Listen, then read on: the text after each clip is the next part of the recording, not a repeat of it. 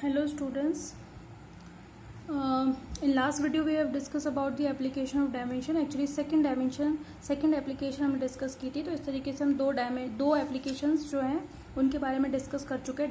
Dimension बहुत ही important topic है और उतनी ही ज़्यादा इंपॉर्टेंट इसकी एप्लीकेशंस है. तो बहुत ही ध्यान से पढ़े. कुछ नहीं समझ में आता तो आप पूछें, ठीक है. कमेंट सेक्शन में कह दें या फिर कैसे भी तरीके से आप कह दें और अब मेरे को बताएं कि आपको कितना समझ में आ रहा है. कुछ नहीं समझ में आ रहा तो आप उसके बारे में क्वेश्चंस मेरे से पुटअप करें, ठीक है. तो हम दो एप्लीकेशंस पढ़ चुके थे. मैं एक बार बता देती हूँ, आपको रिपीट कर देती हूँ और इसके लिए क्या क्या ज़रूरी है. तो दो एप्लीकेशंस कौन कौन सी पढ़ी थी. नंबर 1, पहली एप्लीकेशन हमने ये कहा था कि केवल वही क्वांटिटीज़ ऐड और सब्ट्रैक्ट की जा सकती हैं जिनके डायमेंशंस जो हैं वो सेम होती हैं, ठीक है. वही ऐड की जा सकती है, सब्ट्रैक्ट, डिवाइड या मल्टीपल की जा सकती है जिनकी डायमेंशंस सेम होती है, ठीक है. तो हम क्या कहेंगे, only same dimension quantities can be add और subtract. समझ में आ रही है बात आपको. नंबर 2, सेकंड हमने क्या कहा था कि सेकंड हमने कहा तो क्या हमने न्यूमेरिकल से उसको देखा था कि हम किसी भी फॉर्मूले को फाइंड आउट कर सकते हैं with the use of second. हमने ये देखा था, हमने कल जैसे विस्कस फोर्स के लिए देखा था. आई होप आपको समझ में आ गया होगा कि एफ जो है वो आर, ईटा और वी पर डिपेंड कर रहा था. तो हमने उनके एक्सपोनेंट्स एक्स, वाई और जेड कंसिडर कर लिए थे और हमने उनको एक कांस्टेंट के बराबर प्रोपोर्शनल को हटा के कांस्टेंट लिखा था. कांस्टेंट की कोई डायमेंशन नहीं होती. विस्कस फोर्स की क्या कोफिशिएंट की क्या डायमेंशन होगी मैं बता चुकी थी. फोर्स की हम जानते ही हैं. फिर इन सब की डायमेंशन हमने निकाल के एक्स, वाई, जेड रखकर एम की एम के साथ, एल की टी की, इन सभी की जो एक्सपोनेंट्स थे उनको इकट्ठा करके दोनों तरफ कंपेयर कर लिया था और हमने एक रिलेशन फाइंड आउट कर लिया था फोर्स में और बाकी सारी क्वांटिटीज़ में, और वो हमारा ये निकल कर के आया था एफ इज इक्वल्स टू के आर ईटा वी, ठीक है. अच्छा, एक चीज़ और आपको मैं एक दो कुछ क्वेश्चन जो हैं वो इस पर बेस करा देती हूँ. पेपर में आते हैं ये कि कौन कौन सी, हमने वैसे तो ये तो कर लिया था हमने LHS को RHS के इक्वल करने वाला कि फॉर्मूला राइट है या नहीं वो हम चेक कर सकते हैं. ये वाला काम तो हमने कर लिया था, लेकिन हमारा ये काम रह गया कि हम कैसे पता लगा सकते हैं, यानी कि सेम डायमेंशन क्वांटिटीज़ को किस तरीके से ऐड और सब्ट्रैक्ट कर सकते हैं. उसका क्वेश्चन देखिए, आपको पहली वाली जो एप्लीकेशन है वो बिल्कुल समझ में आ जाएगी, ठीक है. जैसे कि क्वेश्चन है आपका, बहुत ही इंपॉर्टेंट क्वेश्चन है एग्जाम मतलब कंपटीशन के लिहाज से भी इम्पॉर्टेंट क्वेश्चन है ये, ठीक है. क्वेश्चन है आपका द वेलोसिटी, मतलब ये 11th के हिसाब से तो है ही इम्पॉर्टेंट, वो तो हम पढ़ ही रहे हैं, बट ये कंपटीशन के हिसाब से भी बहुत इंपॉर्टेंट है, ठीक है. The velocity of a body is, उसके लिए इक्वेशन दे रखी है v is equals to a plus b into small t, ठीक है, ठीक है. Then what are the dimension of A and B आपको बताना है. मतलब ये V तो वेलोसिटी है, T टाइम है, आपको बताना है A और B की डायमेंशन क्या होगी. तो यहाँ पे A और B अननोन क्वांटिटीज़ हैं, मतलब इनके डायमेंशन आपको नहीं पता कि ये क्या है, ठीक है. तो आप कैसे फाइंड आउट करोगे A और B की, ये SSC के हिसाब से, और आप जो बैंक में तो नहीं आएगा खैर ये, पर SSC में इस तरीके के क्वेश्चंस पूछे जाते हैं ना. इसके अलावा एयरफोर्स के जो पेपर होते हैं, आप ग्रुप एक्स और ग्रुप वाई के पेपर देते हो, उसमें भी इस तरीके के क्वेश्चंस बहुत पूछे जाते हैं, ठीक है. तो 11th और 12th क्लास ही आती है एयरफोर्स के एक्स ग्रुप और वाई ग्रुप में, ठीक है. तो उसके हिसाब से बहुत इंपॉर्टेंट है, ठीक है. और 11th क्लास तो है ही, ठीक है. देखें आप इसको सोल्यूशन देखें, सोल्यूशन क्या होगा इसका.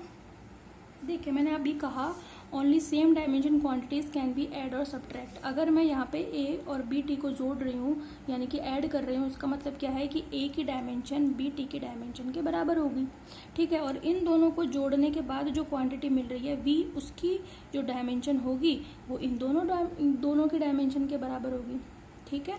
तो आप क्या कहोगे, ठीक है. Since we know that only those quantities are add or subtract which has same dimension, ठीक है.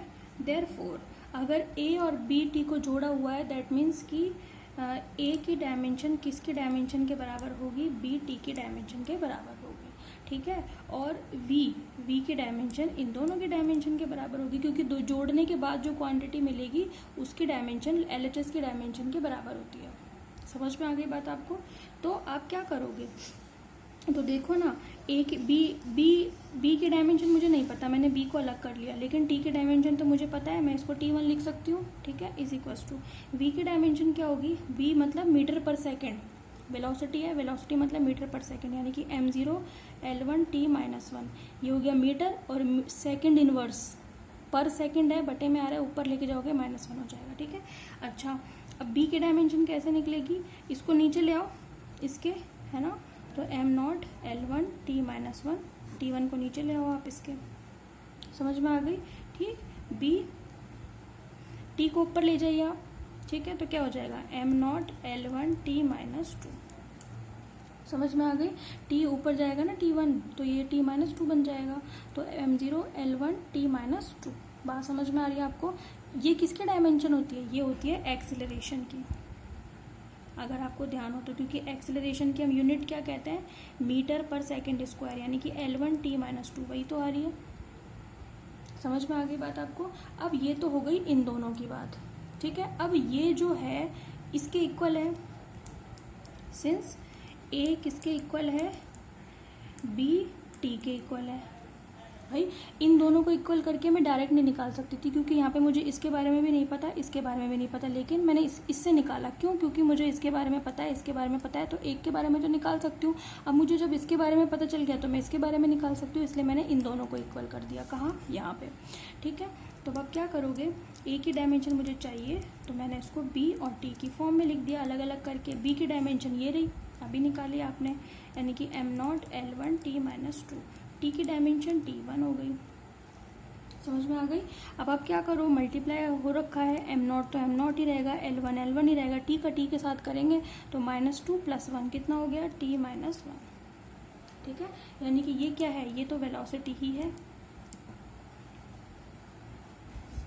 समझ में आ गई। तो हमने फाइंड आउट कर ली what is the dimension of A and what is the dimension of B, ठीक है। तो हमने क्या किया, बेसिकली हमने यूज़ किया पहला एप्लीकेशन, मुझे ए और बी की डायमेंशन को फाइंड आउट करना था, तो मैंने क्या किया कि हमने ये कहा कि हम केवल वही क्वांटिटीज़ ऐड और सब्ट्रैक्ट कर सकते हैं जो कि क्या होती हैं, सेम डायमेंशन की। तो अगर मैंने ए और बी टी को इक्वेशन में ऐड कर रखा है, क्योंकि ये हमें दे रखा है कि ए को ऐड कर रखा है बी इंटू टी के साथ, तो इसका मतलब क्या है कि ए की डायमेंशन बी टी के बराबर होगी, और इन दोनों की डायमेंशन किसके बराबर होगी, वी की डायमेंशन, यानी कि जोड़ने के बाद जो डायमेंशन मिलेगी वो वी ही तो मिल रही है, तो इन दोनों की अलग अलग डायमेंशन वी की डायमेंशन के बराबर होगी। वी की डायमेंशन हम जानते हैं, टी की हम जानते हैं, हमने बी की निकाल ली, फिर बी की जैसे आ गई हमने ए की निकाल ली, समझ में आ गई। वेरी इंपॉर्टेंट क्वेश्चन है, ठीक है।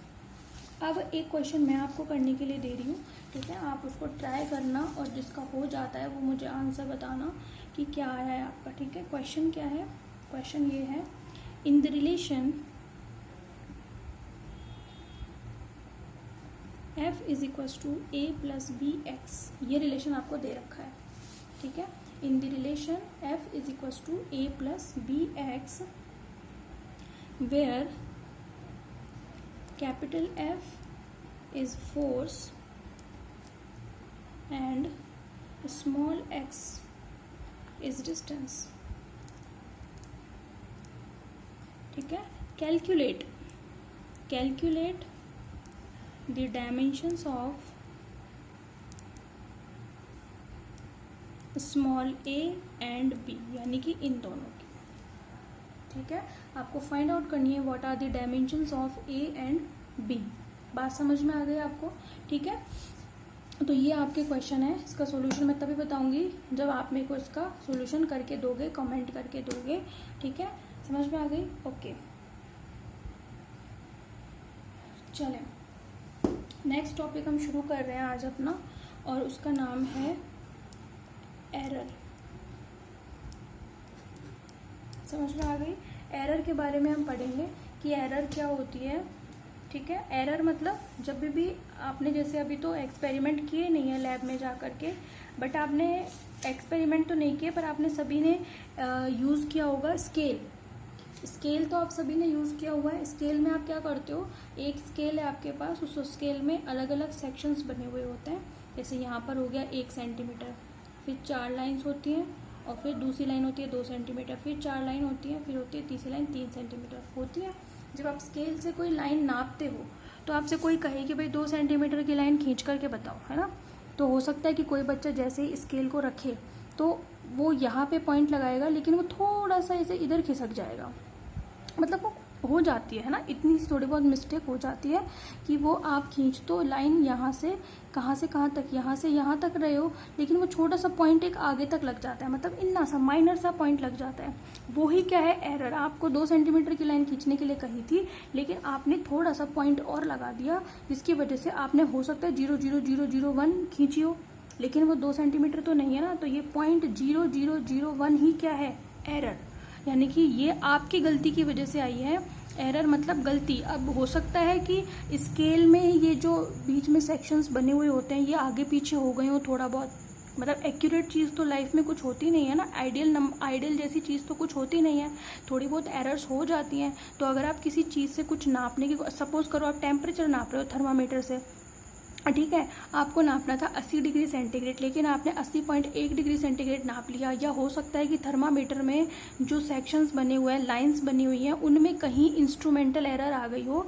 वो बनाते टाइम ही, जब मैन्युफैक्चर की जाती है कोई भी चीज़, तो बनाते टाइम हो सकता है कि लाइंस थोड़ी ऊपर नीचे हो गई हो, ज़्यादा नहीं होता वो, ज़्यादा उसको एरर नहीं बोलेंगे, वो तो गलत ही है। फिर एरर मतलब बहुत ही माइनर मिस्टेक्स जो दिखती नहीं है, ठीक है। हो सकता है कि थर्मामीटर में सेक्शंस बनाते टाइम लाइंस थोड़ा ऊपर नीचे हो गई हो, तो वो क्या कहलाती है, एरर कहलाती है, ठीक है। और ये एरर हर चीज़ में होती है, चाहे आप लैब में जितने भी एपरेटस देखोगे उनमें कहीं ना कहीं सब में थोड़ी थोड़ी एरर होती है। मतलब कोई ना कोई चीज़, मान लो आपने एमीटर लिया, एमीटर एक यंत्र होता है जिससे हम धारा कैलकुलेट करते हैं, यानी कि करंट नापते हैं कि कितना है। उसमें ऐसे होता है, उसमें ऐसे स्केल होता है, एक बीच में 0 होता है और यहाँ पे खाने बने होते हैं, यहाँ पे 1 एम्पियर, फिर ऐसे 4, फिर 2 एम्पियर, फिर ऐसे ऐसे ऐसे खूब सारे होते हैं, 50-60 एम्पियर तक। अब हर किसी मीटर की अलग अलग कैपेसिटी होती है, कोई 50 एम्पियर नापता है, कोई 500 मिली एम्पियर नापता है, ठीक है। उसके बीच में एक सुई होती है, ये सुई क्या करती है, जितना करंट इसमें फ्लो होगा उस हिसाब से खिसक जाएगी। अगर 1 एम्पियर करंट फ्लो हो रहा है तो 1 पे खिसक जाएगी, 2 एम्पियर करंट हो रहा है तो 2 पे खिसक जाएगी।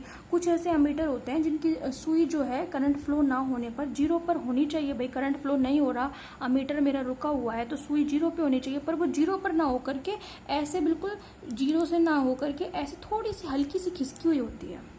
मतलब होनी तो चाहिए एग्जैक्ट 0 पे, पर वो 0 पे ना होकर हल्की सी खिसकी हुई होती है।